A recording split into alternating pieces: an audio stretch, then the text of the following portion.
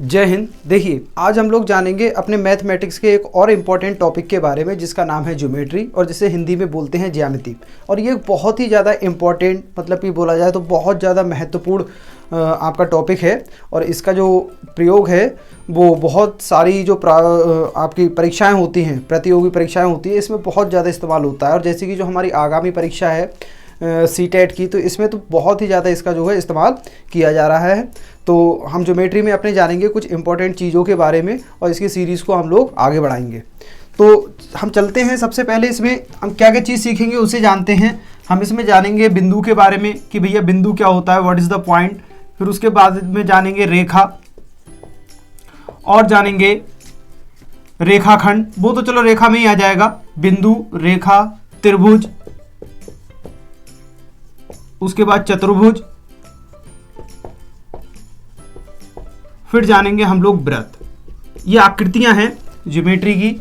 और भैया जो ज्यामिति है वो आपकी इन्हीं सभी आकृतियों से ही मिलकर के बनी है। अब इसका एक बेसिक सा अगर आपको हम फंडामेंटल दे तो मतलब कि जो ज्यामिति होती क्या है, तो इसे समझने के लिए देखिए, किसी भी चीज़ की जो आकृति होती है वो क्या कहलाती है भैया, वो उसकी ज्यामिति कहलाती है। ठीक है, मिति माने होता है माप, और ज्या माने होते हैं उसकी भुजाएं। भुजाओं की जो माप होगी वही क्या कहलाएगी भैया, ज्यामिति कहलाएगी। अब सबसे पहले समझते हैं बिंदु। बहुत ही ज़्यादा मोस्ट इंपॉर्टेंट चीज़ होती है। और बिंदु ये होता क्या है, व्हाट इज़ द पॉइंट, अक्सर ये प्रश्न पूछ लिया जाता है। तो देखिए, बिंदु को परिभाषित करने के लिए बिंदु में आप इतना समझ लीजिए कि एक ऐसा वृत्त जिसकी त्रिज्या शून्य हो, एक ऐसा वृत्त जिसकी त्रिज्या शून्य हो, वो क्या कहलाएगा, आपका बिंदु कहलाता है। और ये अक्सर ये हमने थोड़ा जूम करके दिखा दिया है आपको। वैसे पॉइंट जो होता है वो छोटा सा होता है, ये बिंदु को आप लोग जानते होंगे। ठीक है, अब उसके बाद में आ जाती है रेखा, कि भैया रेखा क्या होती है।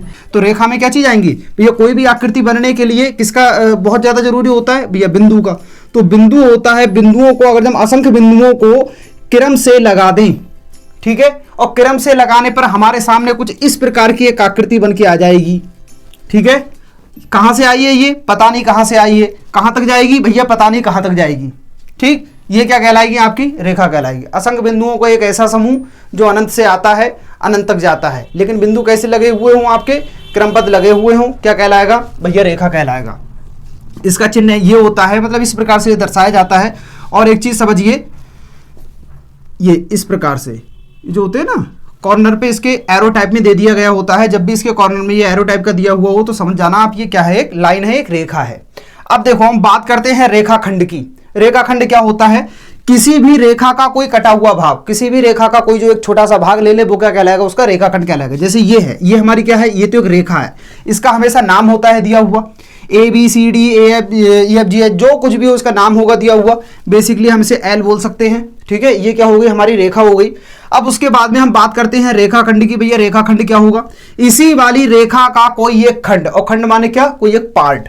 इतना सा अगर जब हम ये कोई एक पार्ट ले लेते हैं, छोटा सा पार्ट, छोटा सा भाग ले लिया, और इसका हमने नामकरण कर दिया भैया, ये A रहा, ये B रहा, तो AB जो होगा वो क्या होगा, आपका रेखाखंड होगा। और जो L होगा वो क्या होगी, आपकी पूरी एक रेखा होगी। अब बात कर लेते हैं किरण की। किरण क्या होती है कि जिसका ये कहां से स्टार्ट हुई है, मतलब इसका ओरिजिन तो पता होता है लेकिन इसका अंत नहीं पता होता। ठीक है, इसका ओरिजिन पता होता है लेकिन इसका अंत पता नहीं होता। ये क्या कहलाती है, आपकी रे कहलाती है, आपकी किरण कहलाती है। ठीक, रेखा की बात हो गई, बिंदु समझ में आ गया, रेखा समझ में आ गया। अब बात करते हैं त्रिभुज, चतुर्भुज। अब देखिए, इन दोनों चीजों को एक साथ हमने क्यों ड्रॉ किया। देखो, त्रिभुज, चतुर्भुज, इसकी परिभाषा है, बड़ी ज्यादा सिंपल है।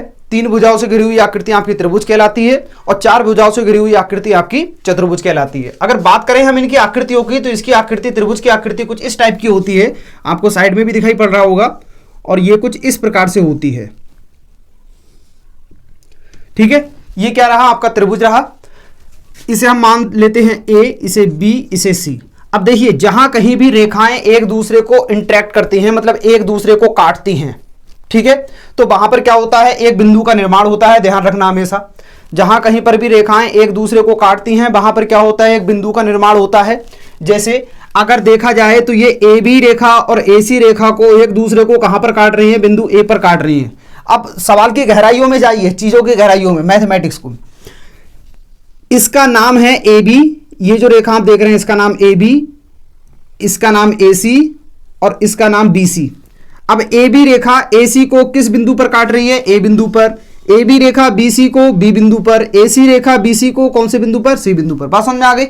मैं आपको बताना क्या चाह रहा हूं कि जो ये त्रिभुज होता है या चतुर्भुज होता है या पंचभुज होता है या षटकोण होता है, जो भी होता है, इसकी परिभाषा याद करने का सबसे सरल तरीका, 3 भुजाओं से घिरी हुई आकृति त्रिभुज कहलाती है, 4 भुजाओं से घिरी हुई आकृति चतुर्भुज कहलाती है, 5 भुजाओं से घिरी हुई आकृति पंचभुज कहलाती है, 6 भुजा से घिरी हुई आकृति आपकी षटकोण कहलाएगी। इसी प्रकार से जो भी हो आप उसके बारे में परिभाषा अपनी बना सकते हैं। परिभाषा का मतलब क्या हो, परिमाणी चारों और भाषा भाषा भाषा, मतलब आप किसी भी स्पेसिफिक वस्तु के आसपास के जो भी, अब आसपास की चीजों का मतलब ये नहीं है इसके पास में मेरा हाथ है तो हाथ के बारे में बताऊं, नहीं, इससे रिलेटेड जो भी इसके आसपास की जानकारी है वो क्या कहलाएगी, वो इसकी परिभाषा कहलाएगी।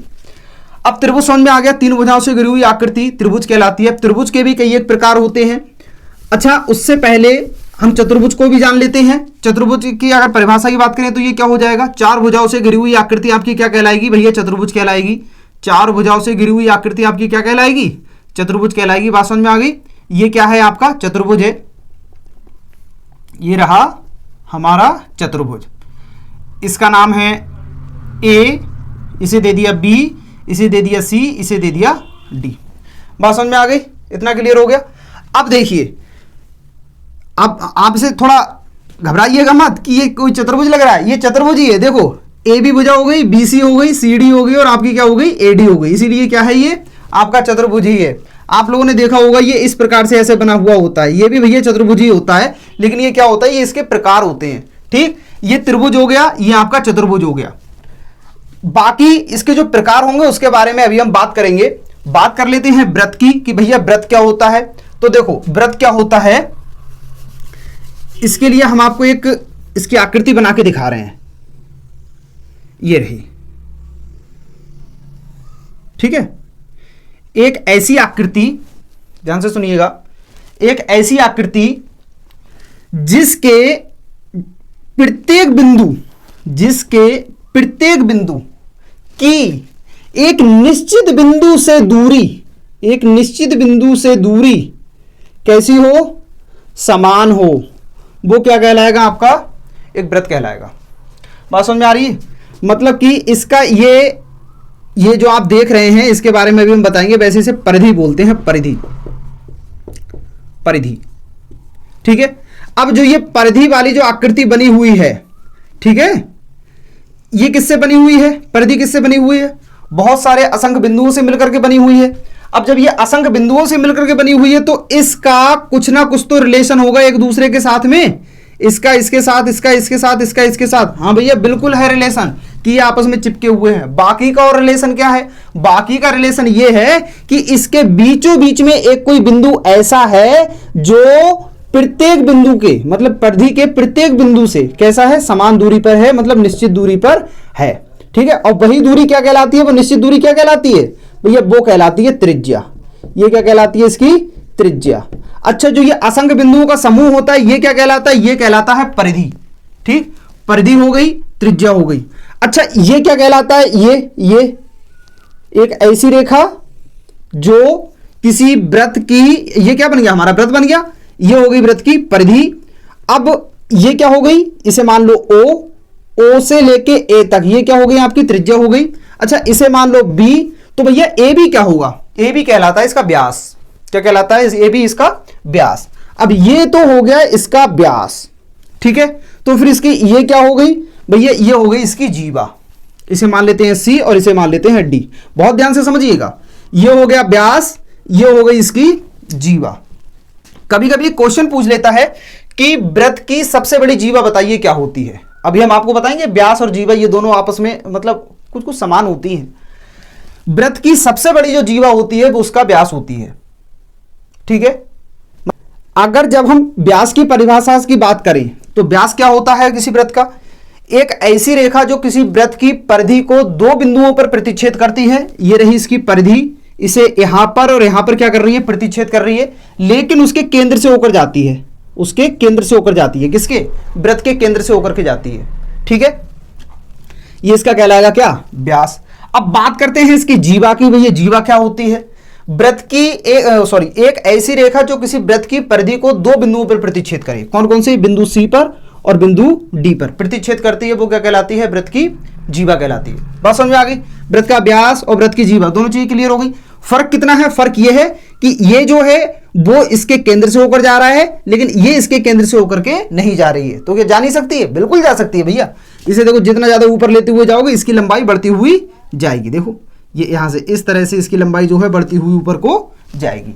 तो ये सबसे बड़ी कब होगी? जब ये यहां से होकर के जाएगी। अर्थात वृत्त का जो व्यास होता है, ये हम लिख दे रहे हैं, ये रहेगा व्यास आपका, और ये हो जाएगी आपकी जीवा। ठीक है, क्लियर हो गया? बात समझ में आ गई? तो ये रहा जीवा, ये रहा व्यास, ये रही त्रिज्या और ये रही इसकी परिधि। जो त्रिभुज और चतुर्भुज के प्रकार हैं और जो परिधि से मतलब जो वृत्त है, इसके जो आपके जो फार्मूले हैं या त्रिभुज चतुर्भुज के जितने भी जो फार्मूले हैं वो हम अपने लेकर के आएंगे अपनी नेक्स्ट वीडियो में। इसमें हमने आपको एक बेसिक इसका फंडामेंटल बता दिया कि ज्योमेट्री में हमारी आकृतियां जो होंगी वो कौन कौन से प्रयोग की जाएंगी। उम्मीद करते हैं कि आपको ये वीडियो पसंद आया होगा। वीडियो पसंद आया हो तो इसे लाइक कीजिएगा और अपने साथियों के साथ में इसे शेयर भी कीजिएगा। ऐसे ही इंटरेस्टिंग वीडियो के लिए आप लोग बने रहिएगा हमारे साथ में। इसी के साथ में मिलते हैं अपने नेक्स्ट वीडियो में। जय हिंद।